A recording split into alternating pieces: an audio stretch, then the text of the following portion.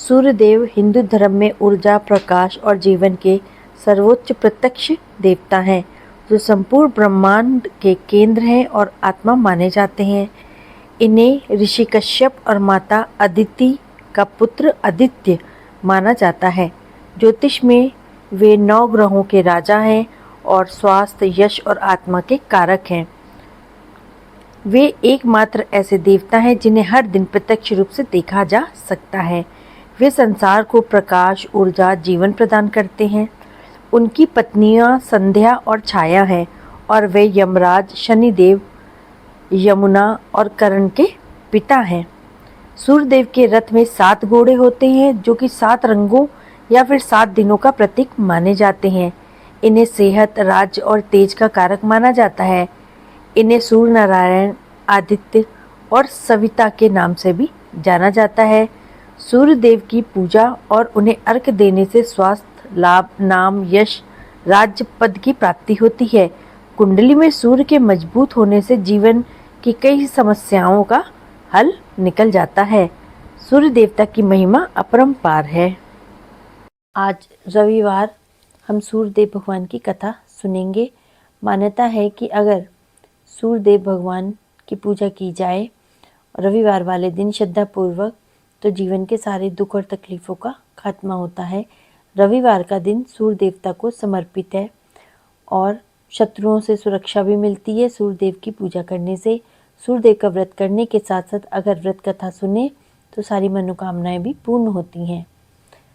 प्राचीन काल की बात है, एक बुढ़िया थी जो नियमित तौर पर रविवार के दिन सूर्योदय से पूर्व उठ के अपने नित्य कर्मों से निवृत्त होकर के अपने आंगन को गोबर से लीपती थी और जिससे वो साफ रहे, स्वच्छ रहे।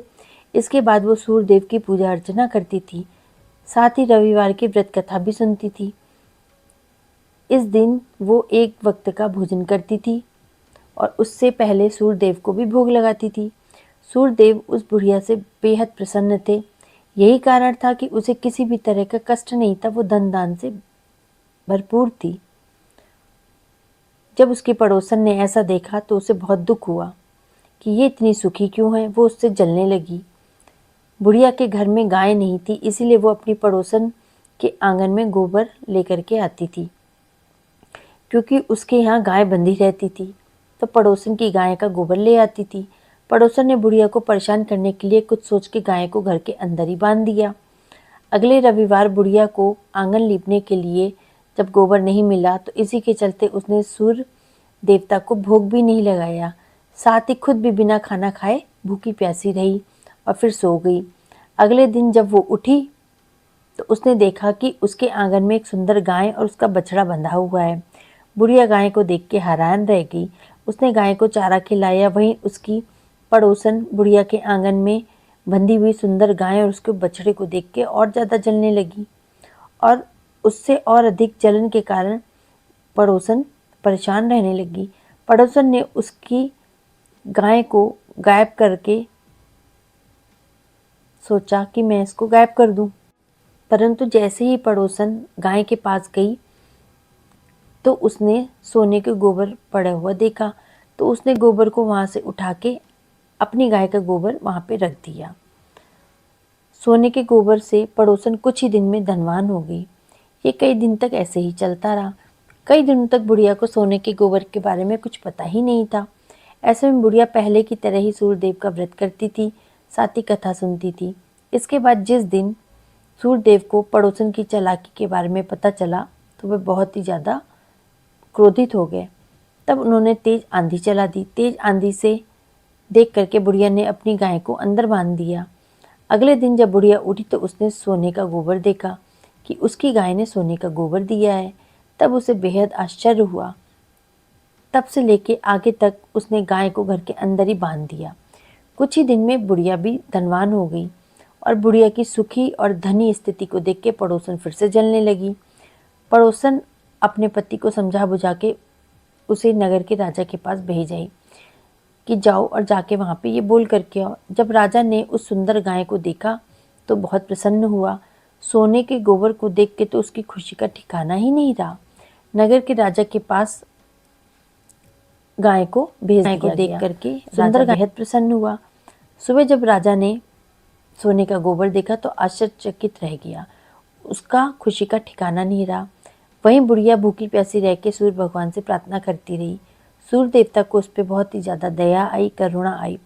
उसी रात को सूर्य देव राजा के सपने में आए और बोले कि हे राजन, बुढ़िया की गाय और बछड़ा तुरंत वापस कर दो। अगर ऐसा नहीं करोगे तो तुम पे परेशानियों का पहाड़ टूट पड़ेगा।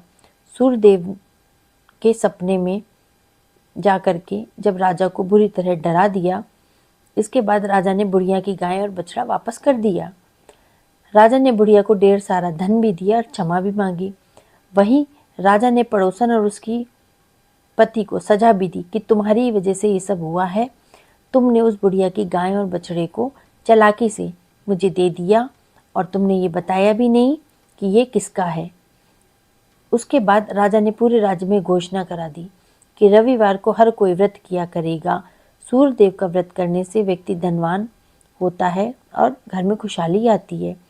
इस प्रकार से पूरा गांव बुढ़िया की जय जयकार करने लगा और उसके साथ सब अच्छा व्यवहार करने लग गए और बुढ़िया आनंद से अपना जीवन यापन करने लगी।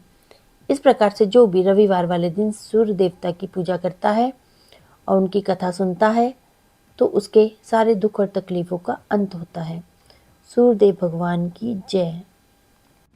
परंतु जैसे ही पड़ोसन गाय के पास गई तो उसने सोने के गोबर पड़ा हुआ देखा, तो उसने गोबर को वहां से उठा के अपनी गाय का गोबर वहां पे रख दिया। सोने के गोबर से पड़ोसन कुछ ही दिन में धनवान हो गई। ये कई दिन तक ऐसे ही चलता रहा। कई दिनों तक बुढ़िया को सोने के गोबर के बारे में कुछ पता ही नहीं था। ऐसे में बुढ़िया पहले की तरह ही सूर्यदेव का व्रत करती थी, साथ ही कथा सुनती थी। इसके बाद जिस दिन सूर्यदेव को पड़ोसन की चालाकी के बारे में पता चला तो वे बहुत ही ज़्यादा क्रोधित हो गए। तब उन्होंने तेज आंधी चला दी। तेज आंधी से देख करके बुढ़िया ने अपनी गाय को अंदर बांध दिया। अगले दिन जब बुढ़िया उठी तो उसने सोने का गोबर देखा कि उसकी गाय ने सोने का गोबर दिया है। तब उसे बेहद आश्चर्य हुआ। तब से लेके आगे तक उसने गाय को घर के अंदर ही बांध दिया। कुछ ही दिन में बुढ़िया भी धनवान हो गई और बुढ़िया की सुखी और धनी स्थिति को देख के पड़ोसन फिर से जलने लगी। पड़ोसन अपने पति को समझा बुझा के उसे नगर के राजा के पास भेज आई कि जाओ और जाके वहाँ पे ये बोल करके आओ। जब राजा ने उस सुंदर गाय को देखा तो बहुत प्रसन्न हुआ। सोने के गोबर को देख के तो उसकी खुशी का ठिकाना ही नहीं रहा। नगर के राजा के पास गाय को भेज दिया गया। सुंदर गाय को देख करके राजा बेहद प्रसन्न हुआ। सुबह जब राजा ने सोने का गोबर देखा तो आश्चर्यचकित रह गया। उसका खुशी का ठिकाना नहीं रहा। वहीं बुढ़िया भूखी प्यासी रह के सूर्य भगवान से प्रार्थना करती रही। सूर्य देवता को उस पर बहुत ही ज़्यादा दया आई, करुणा आई। उसी रात को सूर्य देव राजा के सपने में आए और बोले कि हे राजन, बुढ़िया की गाय और बछड़ा तुरंत वापस कर दो। अगर ऐसा नहीं करोगे तो तुम पे परेशानियों का पहाड़ टूट पड़ेगा। सूर्य देव के सपने में जा करके जब राजा को बुरी तरह डरा दिया, इसके बाद राजा ने बुढ़िया की गाय और बछड़ा वापस कर दिया। राजा ने बुढ़िया को ढेर सारा धन भी दिया और क्षमा भी मांगी। वहीं राजा ने पड़ोसन और उसकी पति को सजा भी दी कि तुम्हारी वजह से ये सब हुआ है। तुमने उस बुढ़िया की गाय और बछड़े को चालाकी से मुझे दे दिया और तुमने ये बताया भी नहीं कि ये किसका है। उसके बाद राजा ने पूरे राज्य में घोषणा करा दी कि रविवार को हर कोई व्रत किया करेगा। सूर्य देव का व्रत करने से व्यक्ति धनवान होता है और घर में खुशहाली आती है। इस प्रकार से पूरा गांव बुढ़िया की जय जयकार करने लगा और उसके साथ सब अच्छा व्यवहार करने लग गए और बुढ़िया आनंद से अपना जीवन यापन करने लगी। इस प्रकार से जो भी रविवार वाले दिन सूर्य देवता की पूजा करता है और उनकी कथा सुनता है तो उसके सारे दुख और तकलीफों का अंत होता है। सूर्यदेव भगवान की जय।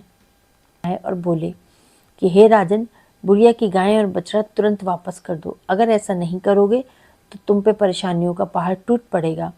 सूर्यदेव के सपने में जा करके जब राजा को बुरी तरह डरा दिया, इसके बाद राजा ने बुढ़िया की गाय और बछड़ा वापस कर दिया। राजा ने बुढ़िया को ढेर सारा धन भी दिया और क्षमा भी मांगी। वहीं राजा ने पड़ोसन और उसकी पति को सजा भी दी कि तुम्हारी वजह से ये सब हुआ है। तुमने उस बुढ़िया की गाय और बछड़े को चालाकी से मुझे दे दिया और तुमने ये बताया भी नहीं कि ये किसका है।